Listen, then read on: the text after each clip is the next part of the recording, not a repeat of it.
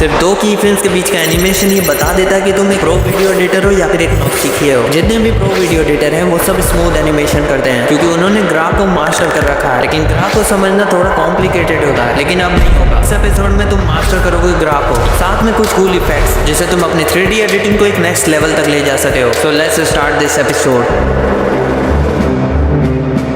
Graph को आसानी से समझने के लिए मैं तुम्हें 4 ग्राफ को एक्सप्लेन करता हूं जिससे तुम अलाइड मोशन के सारे ग्राफ को इजीली समझ सकते हो। तो हमारा पहला ग्राफ है कांस्टेंट का। इस ग्राफ में तुम्हारे ऑब्जेक्ट में कोई भी मोशन नहीं होता है। सीधे बोले जहां पे तुम्हें ये स्ट्रेट पैटर्न दिख जाए तो समझ जाना वहां पे तुम्हारा ऑब्जेक्ट रेस्ट रहेगा। सेकंड ग्राफ है लीनियर ग्राफ। देखो इस ग्राफ में तुम्हारा ऑब्जेक्ट एक कांस्टेंट स्पीड से एनिमेट करता है। वार्निंग, अगर तुम्हें फिजिक्स अच्छे से समझ में नहीं आती है तो 20 सेकंड आगे चले जाओ। इस लीनियर ग्राफ को अगर मैं थोड़ा डिटेल में एक्सप्लेन करूं तो ये graph speed of animation and time के बीच का है। तो लीनियर ग्राफ में अगर टाइम बढ़ेगा तो स्पीड ऑफ एनिमेशन भी बढ़ेगी क्योंकि ये एक दूसरे के डायरेक्टली प्रोपोर्शनल है। तो इस अर्थ पे तुम टाइम की स्पीड को इंक्रीज या डिक्रीज नहीं कर सकते हो, ये कांस्टेंट टाइम से ही बढ़ेगी। तो यहाँ पे तुम्हारा टाइम की स्पीड कांस्टेंट है तो इसका मतलब तुम्हारा स्पीड ऑफ एनिमेशन भी कांस्टेंट हो जाएगा। अगर तुम्हें ये बातें समझ में नहीं आ रही है तो बस इतना जान लो कि लीनियर ग्राफ में तुम्हारा ऑब्जेक्ट सेम स्पीड में एनिमेट करता है, इतने से तुम्हारा काम हो जाएगा। थर्ड ग्राफ है स्ट्रिक्टली इंक्रीजिंग ग्राफ। सो इस ग्राफ में तुम्हारा ऑब्जेक्ट स्टार्टिंग में स्लो एनिमेट करता है लेकिन कुछ देर बाद इसका एनिमेशन बहुत ही ज्यादा फास्ट हो जाता है। इस ग्राफ में स्पीड ऑफ एनिमेशन कहाँ पे स्लो होगी कहाँ पे फास्ट होगी ये पहचानने का बहुत ही आसान तरीका है। अगर इस लाइन और बेस के बीच में कम दूरी है तो समझ जाना वहाँ पे तुम्हारा एनिमेशन स्लो होगा। वहीं अगर इस लाइन और बेस के बीच में ज्यादा दूरी है तो समझ जाना वहाँ पे तुम्हारा एनिमेशन फास्ट होगा, जैसे इस जगह पे।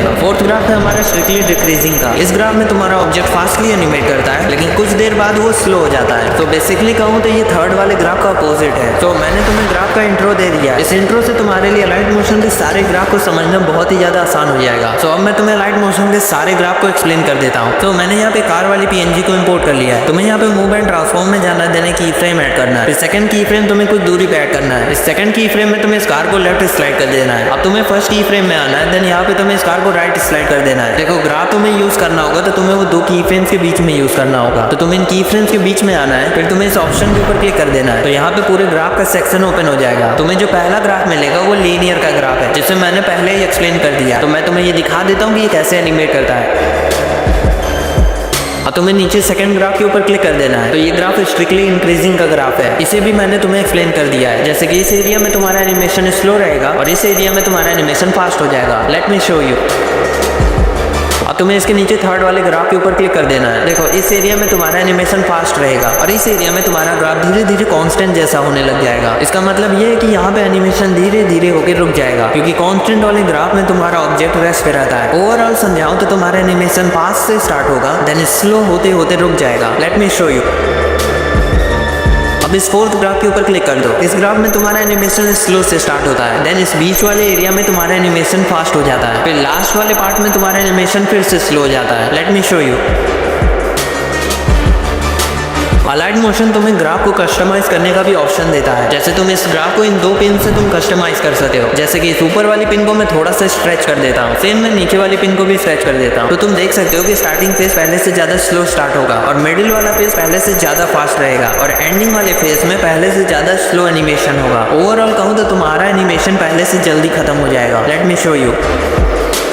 ये वाला ग्राफ इसके ऊपर रियली सूट करता है। अब तुम्हें ग्राफ के सेकंड सेक्शन के ऊपर क्लिक कर देना है। यहाँ पे तुम्हें सबसे पहले ये बाउंस वाला ग्राफ मिलेगा। इस येलो बॉल को नीचे करते हुए तुम्हें राइट स्लाइड कर देना है जिससे इस ग्राफ के कर्व्स कम हो जाएंगे। देखो जहाँ पे भी ये ग्राफ नीचे वाले बेस को टच किया है तो समझ जाना कि वहाँ पे तुम्हारा ऑब्जेक्ट अपने इनिशियल फेज में है और जहाँ पे इस कर्व्स ने ऊपर को टच किया है तो समझ जाना वहाँ पे तुम्हारा ऑब्जेक्ट फाइनल फेज में है। तो यही तरह से रिपीटेशन ग्राफ है जहाँ पे तुम्हारा object final and initial position में बार बार एनिमेट करता रहेगा। इस एरिया में तुम्हारा ऑब्जेक्ट इनिशियल पोजीशन से फाइनल पोजीशन में जाएगा, फिर इस एरिया में तुम्हारा ऑब्जेक्ट फाइनल पोजीशन से फिर से इनिशियल पोजीशन में आएगा, देन फिर से ये इनिशियल पोजीशन से फाइनल पोजीशन में जाएगा। Let me show you. अब सेकंड ग्राफ के ऊपर क्लिक कर दो। ये ग्राफ इलास्टिक का है। इस ग्राफ को कस्टमाइज करने के लिए तुम्हें स्पिन को डाउन कर देना है। तो इस जगह यहाँ पे तुम्हारा ऑब्जेक्ट फाइनल पोजीशन से कुछ ज्यादा आगे जाएगा क्योंकि इसने ग्राफ के ऊपर की बाउंड्री को पार कर दिया है। इस एरिया में तुम्हारा ऑब्जेक्ट वापस से थोड़ा पीछे आएगा, फिर लास्ट इस एरिया में तुम्हारा ऑब्जेक्ट फाइनल पोजीशन में जाके रुक जाएगा। Let me show you.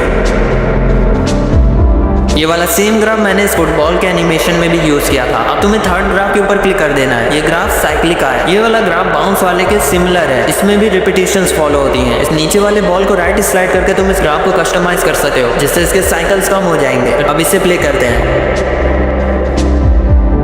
और अगर तुमने इस व्हाइट वाले पिन को ऊपर कर दिया तो तुम्हारा ऑब्जेक्ट सिर्फ आधे रास्ते तक ही वापस आएगा, देन फिर से वो अपने फाइनल पोजीशन में वापस चला जाएगा। Let me show you. Last वाला ग्राफ रैंडम का ग्राफ है, इसका तुम्हें कोई काम नहीं है, मैं बस तुम्हें दिखा देता हूँ कि ये कैसा एनिमेट करता है। अब तुम्हें यहाँ पे थर्ड सेक्शन के ऊपर क्लिक कर देना है। यहाँ पे तुम्हें स्टेप्स वाला ग्राफ मिलेगा। मैं इस येलो बॉल को राइट स्लाइड कर देता हूँ तो देख सकते हो यहाँ पे इस एरिया में कोई एनिमेशन नहीं होगा क्योंकि ये कांस्टेंट जैसा है। फिर वहीं इस एरिया में अचानक से तुम्हारा ऑब्जेक्ट एनिमेट करेगा, देन फिर से वो रेस्ट पे चला जाएगा। Let me show you. अब तुम्हें सेकंड ग्राफ के ऊपर क्लिक कर देना है, ये भी पहले जैसा ही है। मैं इस व्हाइट पिन को हल्का सा ऊपर कर देता हूँ, सो इस एरिया में तुम्हारा ग्राफ झटका वाला एनिमेशन करेगा। Let me show you. यहाँ पे तुम्हारे सारे लाइट मोशन के ग्राफ खत्म हो चुके हैं, तो तुमने यहाँ पे ग्राफ को मास्टर कर लिया है। अब चलते हैं कुछ कूल इफेक्ट्स की तरफ, जिसे बड़े यूट्यूबर्स अपनी 3D वीडियो एडिटिंग में यूज करते हैं। तो मैंने यहाँ पे एक इमेज को इंपोर्ट कर लिया है और तुम्हें इफेक्ट वाले ऑप्शन के ऊपर क्लिक कर देना है, देन ऐड इफेक्ट के ऊपर टैप कर दो। फिर यहाँ पे इफेक्ट का पूरा सेक्शन खुल जाएगा। यहाँ पे तुम्हें सर्च बार में पेज कलर को सर्च कर देना है। अब तुम्हें इस इफेक्ट के ऊपर क्लिक कर देना है। यहाँ पे तुम्हें बहुत सारे प्रीसेट्स मिल जाएंगे जिन्हें तुम यूज करके अपना टाइम बचा सकते हो, लेकिन मैं तुम्हें एक्सप्लेन करने के लिए यहाँ पे स्टैंडर्ड सेटिंग को चूज कर लेता हूँ। यहाँ पे तुम प्रोग्रेस में चेंज करके इस पेज को तुम कितना कर्ल करना चाहते हो ये मैनिपुलेट कर सकते हो। रेडियस से ये जो मुड़ा हुआ पेज है तुम इसका रेडियस कंट्रोल कर सकते हो। फिर यहाँ पे तुम्हें 3 डॉट मिलेगा, उसके ऊपर क्लिक कर दो। फिर यहाँ पे तुम्हें एक ऑप्शन मिलेगा रीसेट टू डिफॉल्ट, इससे तुम्हारा इफेक्ट अपने डिफॉल्ट सेटिंग में आ जाएगा। एंगल से तुम ये कंट्रोल कर सकते हो कि तुम्हें पेज को कहां से कर्ल करना है। अल्फा से तुम इस मुड़े हुए पेज के अंदर जो इमेज रिफ्लेक्ट कर रही है उसकी ओपेसिटी को कंट्रोल कर सकते हो। ब्लर से तुम इस मुड़े हुए पेज के अंदर की इमेज को ब्लर कर सकते हो। बाकी सब एक्सपेरिमेंटल सेटिंग्स है। अब तुम्हें प्रोग्रेस पे आ जाना है, देन की फ्रेम ऐड करना है, देन सेकंड की फ्रेम तुम्हें कुछ दूरी पे ऐड करना है। फर्स्ट की फ्रेम में तुम्हें प्रोग्रेस को इंक्रीज कर देना है और सेकंड की फ्रेम में तुम्हें प्रोग्रेस को 0 कर देना है और तुम्हें इन की फ्रेम्स के बीच में ग्राफ दे देना है। Your effect is ready. अब तुम्हें इफेक्ट सेक्शन में आना है, देन डीप ग्लो को सर्च करना है। यहाँ पे तुम्हें डीप ग्लो इनहेंस का इफेक्ट मिलेगा, इसके ऊपर क्लिक कर दो। यहाँ पे तुम्हें स्टैंडर्ड सेटिंग के ऊपर क्लिक कर देना है। इस इफेक्ट से तुम अपने इमेज में ग्लो ऐड कर सकते हो। ग्लो अप्लाई करने के लिए तुम्हें यहाँ पे screen colour, linear and layer का ऑप्शन मिलेगा। मैं यहाँ पे लीनियर को चूज कर लेता हूँ। ग्लो रेडियस में तुम चेंजमेंट करके ग्लो के रेडियस को मैनिपुलेट कर सकते हो। ग्लो अल्फा से तुम ग्लो की ओपेसिटी को कंट्रोल कर सकते हो। इस लो थ्रेशोल्ड को अगर तुम डिक्रीज करोगे तो तुम्हारा ग्लो इंक्रीज हो जाएगा। इस हाई थ्रेशोल्ड को अगर तुम डिक्रीज करोगे तो तुम्हारा ग्लो भी डिक्रीज हो जाएगा। वैसे तुम्हें ये दोनों यूज करने की जरूरत नहीं पड़ेगी। ऑफसेट से तुम ग्लो की पोजीशनिंग को कंट्रोल कर सकते हो। इसके लिए तुम X and Y axes choose कर सकते हो। बाकी सब एक्सपेरिमेंटल टूल्स हैं। So let's move to next effect. तुम्हें इफेक्ट में आना है, देन डायरेक्शनल ब्लर के ऊपर क्लिक कर देना है। यहाँ पे तुम्हें स्टैंडर्ड सेटिंग को इंपोर्ट कर देना है। स्ट्रेंथ को तुम्हें यहाँ पे 0 कर देना है। देन तुम्हें यहाँ पे की फ्रेम ऐड करना है। फिर सेकंड की फ्रेम तुम्हें कुछ आगे ऐड करना है। फिर यहाँ पे तुम्हें स्ट्रेंथ को 0.03 कर देना है। अब इन की फ्रेम्स के बीच में तुम ग्राफ दे दो। Your blur is ready.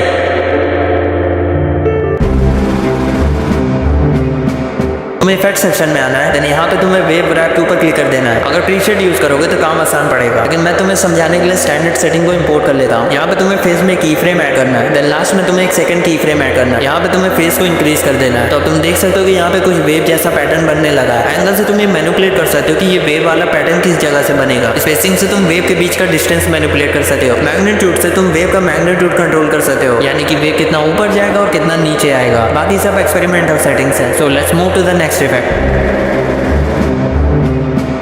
किया बैंड तुम्हें इस कैरेक्टर के पीएनजी में लगाना है। तो देन इस कैरेक्टर की लेयर को सिलेक्ट करो। फिर तुम्हें इफेक्ट के सेक्शन में जाना है, देन सर्च बार में तुम्हें यहाँ पे बैंड को सर्च कर लेना है। फिर तुम्हें यहाँ पे स्टैंडर्ड सेटिंग को इंपोर्ट कर देनी है। एंगल से तुम यहाँ पे बैंड का एंगल मैनिपुलेट कर सकते हो। फिर ओरिजिन में तुम्हें यहाँ पे left, right, top and bottom मिलेगा। लेफ्ट में तुम्हारा लेफ्ट साइड लॉक हो जाता है, राइट साइड मूव करता है। राइट में तुम्हारा राइट साइड लॉक हो जाता है, देन लेफ्ट साइड मूव करता है। टॉप में तुम्हारा टॉप लॉक हो जाता है, डाउन साइड मूव करता है। बॉटम में तुम्हारा बॉटम लॉक हो जाता है। तो तुम्हें यहाँ पे बॉटम को सिलेक्ट कर लेना है, देन यहाँ पे तुम्हें की फ्रेम ऐड करना है। देन सेकंड की फ्रेम तुम्हें लास्ट में ऐड करना है और यहाँ पे एंगल को तुम्हें -1.5 कर देना है। फिर फर्स्ट की फ्रेम में तुम्हें एंगल को 1.5 कर देना है।